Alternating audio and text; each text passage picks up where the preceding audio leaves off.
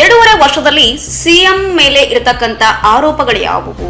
ಕಾಂಗ್ರೆಸ್ ಸರ್ಕಾರ 2.5 ವರ್ಷವನ್ನ ಸಂಪೂರ್ಣವಾಗಿ ಯಶಸ್ವಿಗೊಳಿಸಿತು. ಅದರಲ್ಲೂ ಸಿಎಂ ಹುದ್ದೆಯಲ್ಲಿರ್ತಕ್ಕಂಥ ಸಿದ್ದರಾಮಯ್ಯ ಅವರು ಯಶಸ್ವಿಯಾಗಿ ಕಾರ್ಯವನ್ನ ನಡೆಸಿಕೊಂಡು ಬಂದ್ರು ಅಂತ ಹೇಳ್ಬೋದು. ಜೊತೆಗೆ ಜನರ ಕಲ್ಯಾಣವನ್ನು ಕೂಡ ಮಾಡಿದ್ದಾರೆ 2 ವರ್ಷ ಗ್ಯಾರಂಟಿ ಯೋಜನೆಗಳಿಂದ, ಜೊತೆಗೆ ಸಾಮಾಜಿಕ ಆರ್ಥಿಕ ಕಲ್ಯಾಣಗಳಿಗೋಸ್ಕರ.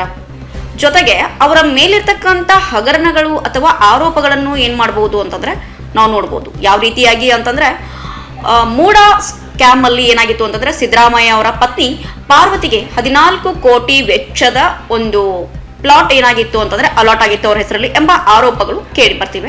ಜೊತೆಗೆ ಸಿದ್ದರಾಮಯ್ಯ ಅವರ ವಿರುದ್ಧ ಗವರ್ನರ್ ಪ್ರಾಸಿಕ್ಯೂಷನ್ ಅನುಮತಿಯನ್ನ ನೀಡಿದ್ರು. ಪರಿಶಿಷ್ಟ ಪಂಗಡ ಅಭಿವೃದ್ಧಿ ನಿಗಮದ ಮೂಲಕ 187 ಕೋಟಿ ಸೋರಿಕೆ ಅಥವಾ ದುರುಪಯೋಗ ಆಗಿದೆ ಅಂತ ಆರೋಪ ಕೂಡ ಕೇಳಿಬಂದಿದೆ. ಇನ್ನು ಮದ್ಯ ಲೈಸೆನ್ಸ್ ಭ್ರಷ್ಟಾಚಾರ ಆರೋಪಗಳು ಇವ್ರ ಮೇಲಿದೆ. ಕಾಂಟ್ರಾಕ್ಟರ್ ಸಂಘದ ಆರೋಪಗಳು ಕೂಡ ಕೇಳಿಬರ್ತಿದೆ. ಜೊತೆಗೆ ಭ್ರಷ್ಟಾಚಾರದ ಹಲವು ಆರೋಪಗಳಿವೆ. ಇವು ತನಿಖೆಯ ಹಂತದಲ್ಲೇ ಇವೆ. ಇವು ಆರೋಪಗಳು ಸಾಬೀತಾಗಿವೆ ಅಂತ ನಾವು ಹೇಳ್ತಿಲ್ಲ, ಎಲ್ಲ ಒಂದ್ ಕಡೆ ತನಿಖೆಯ ಹಂತದಲ್ಲಿದೆ ಅಂತ ಹೇಳ್ಬಹುದು. ನಾವು ಗ್ಯಾರಂಟಿ ಯೋಜನೆಗಳನ್ನ ನೋಡಿದ್ವಿ.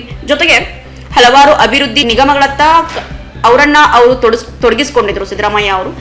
ಜೊತೆಗೆ ಈ ಗ್ಯಾರಂಟಿ ಯೋಜನೆಗಳಿಂದ ಎಷ್ಟು ಸಕ್ಸಸ್ಫುಲ್ ಆದ್ರೂ ಏನೋ ಗೊತ್ತಿಲ್ಲ, ಜನತೆಯ ಮನಸ್ಸಲ್ಲಿ ಉಳಿದ್ರು. ಜೊತೆಗೆ ಹೆಣ್ಣು ಮಕ್ಕಳ ಮನಸ್ಸಲ್ಲಿ ಸಾಕಷ್ಟು ಏನಾಗಿದೆ ಅಂತಂದ್ರೆ ಇವರ ಮೇಲಿನ ಗೌರವ ಅಪಾರವಾಗಿದೆ. ನಮ್ಗೆ ಒಂದು ಸ್ವಾವಲಂಬನೆಯ ಬದುಕನ್ನ ಕೊಟ್ಟರು, ರೇಷನ್ ಕೊಡ್ತಿದ್ದಾರೆ, ಜೊತೆಗೆ ಸ್ತ್ರೀ ಸೌಲಭ್ಯಗಳು ಯಾವ್ಯಾವ ಇದೆಯೋ ಆಸ್ಪತ್ರೆಯಿಂದ ಅವೆಲ್ಲವನ್ನು ಒದಗಿಸಿದ್ರು ಅನ್ನುವ ಒಂದು ನಿಟ್ಟಿನಲ್ಲಿ ನಾವು ನೋಡ್ತಾ ಹೋದ್ರೆ ಈ ಸಿದ್ದರಾಮಯ್ಯ ಅವರ ಹೆಂಡತಿ ಹೆಸರಲ್ಲಿ ಸ್ಕ್ಯಾಮ್ ಆಗಿತ್ತು. 14 ಕೋಟಿ ವೆಚ್ಚದ ಒಂದು ಪ್ಲಾಟ್ ಅಲಾಟ್ ಆಗಿತ್ತು ಅಂತಕ್ಕಂಥ ಆರೋಪಗಳು ಇವ್ರ ಮೇಲಿವೆ. ಸಿಎಂ ಅಂತಕ್ಕಂಥದ್ದು ದೊಡ್ಡ ಸ್ಥಾನ, ಜೊತೆಗೆ ಅವರ ಹೆಂಡತಿಯ ಮೇಲೆ ಇರ್ತಕ್ಕಂಥ ಈ ಆರೋಪ ಎಷ್ಟರ ಮಟ್ಟಿಗೆ ನಿಜ ಅಂತಕ್ಕಂಥದ್ದು ಇನ್ನು ತನಿಖೆಯ ಆರಂಭದಲ್ಲಿ ಇದೆ ಅಂತಕ್ಕಂಥದ್ದು. ಇನ್ನು ಸಿದ್ದರಾಮಯ್ಯ ಅವರ ವಿರುದ್ಧ ಗವರ್ನರ್ ಪ್ರಾಸಿಕ್ಯೂಷನ್ ಅನ್ನ ಏನ್ ಮಾಡಿರುವುದು, ಅನುಮತಿಯನ್ನ ನೀಡಿರುವುದು. ಜೊತೆಗೆ ಪರಿಶಿಷ್ಟ ಪಂಗಡದ ನಿಯಮ ಅಂದ್ರೆ ವಾಲ್ಮೀಕಿ ಒಂದು ಫಂಡ್ ಏನಾಗಿತ್ತು ಅಂತಂದ್ರೆ ದುರುಪಯೋಗ ಆಗಿತ್ತು ಅಂತ ಗೊತ್ತು, ಅದು ಸೋರಿಕೆಯಾಗಿತ್ತು, ದೊಡ್ಡವರ ಕೈವಾಡ ಅದರಲ್ಲಿತ್ತು, ಅದನ್ನ ತಮ್ಮ ಸ್ವ ಬಳಕೆಗೋಸ್ಕರ ಏನ್ ಮಾಡಿದ್ರು ಅಂತಂದ್ರೆ ಬಳಸ್ಕೊಂಡಿದ್ರು ಅಂತ ಕೂಡ ಗೊತ್ತಿದೆ. ಅದರಲ್ಲಿ ಎಲ್ಲೋ ಒಂದು ಕಡೆ ಸಿಎಂ ಸಿದ್ದರಾಮಯ್ಯ ಅವರ ಹೆಸರು ಕೂಡ ತಳಿಕೆ ಹಾಕಿಕೊಂಡಿದೆ. ಆ ಒಂದು ಹಣವನ್ನ ಏನ್ ಮಾಡಿದ್ದಾರೆ ಅಂತಂದ್ರೆ 187 ಕೋಟಿ ಹಣ ಸೋರಿಕೆಯಾಗಿದೆ, ದುರುಪಯೋಗ ಕೂಡ ಆಗಿದೆ. ಆ ಒಂದು ಆರೋಪದ ಪಟ್ಟದಲ್ಲೂ ಕೂಡ ಸಿಎಂ ಸಿದ್ದರಾಮಯ್ಯ ಅವರು ಇರುವಂತದ್ದು.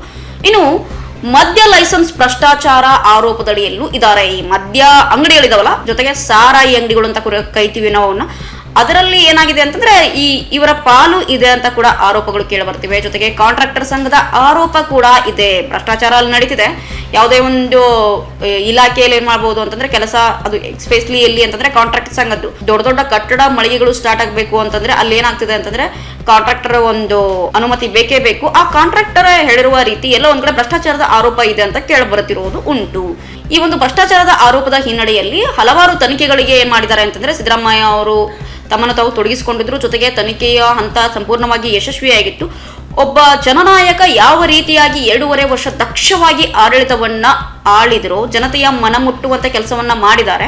ಅದರ ಜೊತೆಗೆ ಇಂಥ ಆರೋಪಗಳು ಏನಿದಾವೆ ಅಂತಂದ್ರೆ ಅವ್ರ ಮೇಲಿದೆ. ಇವು ನಿಜನ ಸುಳ್ಳ ಅಂತ ಕಾಯ್ದು ನೋಡ್ಬೇಕಿದೆ.